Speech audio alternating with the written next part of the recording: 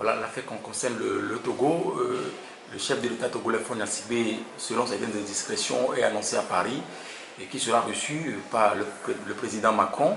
Mais avec cette affaire, est-ce que le président togolais a encore le vent en poupe?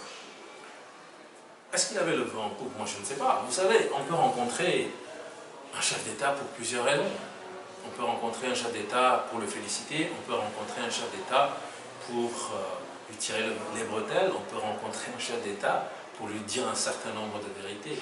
Et donc moi, à titre personnel, qu'il rencontre le président français ou qu'il ne le rencontre pas, pour moi, ça ne change rien à la réalité des faits. Maintenant, ce que je sais, c'est qu'il y a aujourd'hui plus d'éléments sur la table. Je ne sais pas si ces éléments seront portés lors des discussions entre les deux chefs d'État, mais cela ne change rien à ce que nous devons faire en tant que citoyens togolais.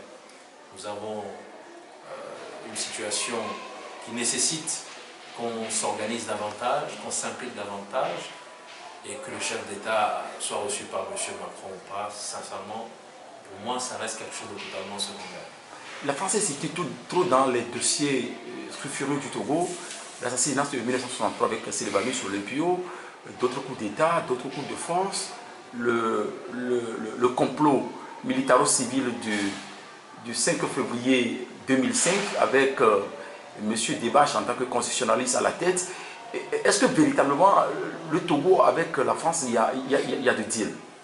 Alors moi je ne sais pas, je ne peux pas répondre à cette question de façon précise, mais ce que je puis dire, c'est que il est important qu'on comprenne que le monde évolue, que le monde change, et que le Togo de 1963 n'est pas le Togo de 2021.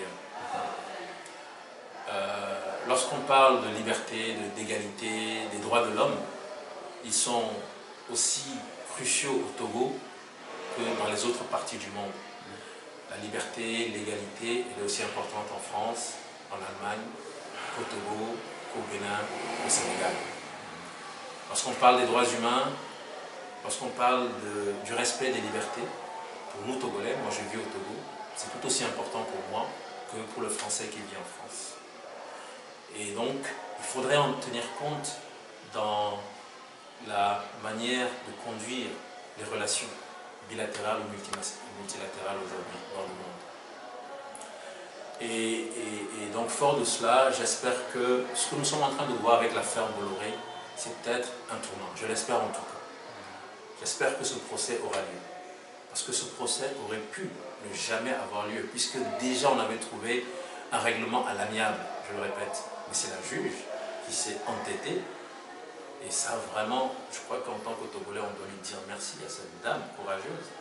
Et nous prions pour que ce procès ait lieu. Nous prions pour que ce procès aille à son terme et qu'il permette de débusquer un certain nombre de vérités.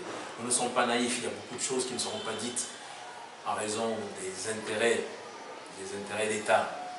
Mais un minimum peut être dit lors de ce procès pour permettre de montrer que au Togo, il y a des malfaiteurs qui ne sont pas ceux qu'on croit. Il y a des groupements de malfaiteurs qui ne sont pas ceux qu'on croit ou ceux qu'on cite. Il est important donc que ce procès ait lieu pour permettre à la France justement de démontrer à beaucoup de détracteurs qui font montre d'un sentiment anti-français que la France ne soutient pas les dictatures en Afrique. Et cela peut se faire à travers ce procès. Si on laisse la justice française faire son travail, si on permet à la justice française d'avoir accès au cœur des dossiers, si on permet à la justice française de dire le droit, de pointer un doigt accusateur sur les vrais coupables en France comme au Togo, je suis convaincu que beaucoup qui ont un sentiment anti-français vont se dire peut-être que les choses sont en train de changer. Peut-être que la France a décidé vraiment d'être à l'avant-garde de la lutte pour la liberté, pour les droits humains, partout, pas seulement en France. Et je crois que cela va énormément renforcer ceux qui sont francophiles, ceux qui ont été formés, éduqués dans cette culture française. Et cela peut aider à rapprocher nos peuples pour que demain soit meilleur pour nos peuples plutôt que d'avoir voir ce que nous vivons aujourd'hui avec un sentiment français qui donne l'impression de croître en raison de ce que vous avez dit, des semblants d'interférences négatives venant de l'ancienne puissance colonisatrice, voilà, pardon, sur nos petits États. Voilà. Que dites-vous du mutisme des acteurs politiques de l'opposition et face à ces dossiers, à ces problèmes? Dans ces derniers jours, on n'entend plus parler personne. Vous savez, c'est bien la société civile. Vous savez, la vie, elle se fait par cycle. Vous ne pouvez pas tout le temps être en train de vous exprimer et vous ne pouvez pas tout le temps être silencieux. Mais être silencieux, moi je l'ai connu au niveau du syndicat, du Synfot, où à un moment donné, les gens se disaient, mais on ne vous entend plus, est-ce que le Synfot existe? Et même le Front citoyen que vous debout. Moi, quelqu'un m'a demandé, mais est-ce que le Front existe encore? Vous savez, en fonction de là où vous vous situez par rapport au cycle, vous avez par moment besoin de vous taire, de réfléchir, de vous organiser, de rechercher un certain nombre de ressources nécessaires au prochain cycle que vous allez déployer. Et donc, si au sein des organisations politiques de l'opposition, vous avez le sentiment qu'il y a un mutisme, cela ne signifie pas qu'il y a une indifférence. J'en suis convaincu. Les gens sont certainement en train de réfléchir au niveau des états-majors. Les alliances prochaines sont certainement en train d'être négociées, puisque je suis convaincu qu'il y aura des modifications en termes d'alliances. Ces alliances sont en train d'être négociées.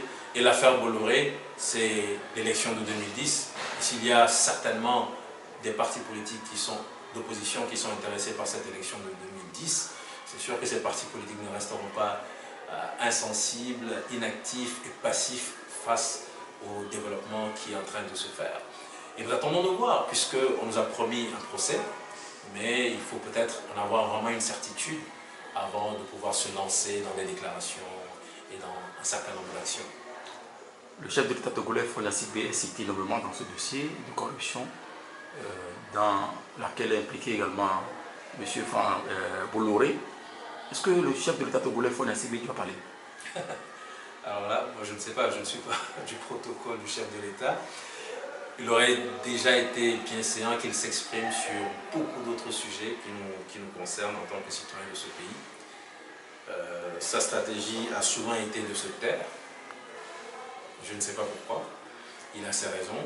Je ne sais pas s'il s'exprimera maintenant par rapport à la question de cette affaire Bolloré. Personnellement, je ne pense pas, puisqu'on en est au tout début.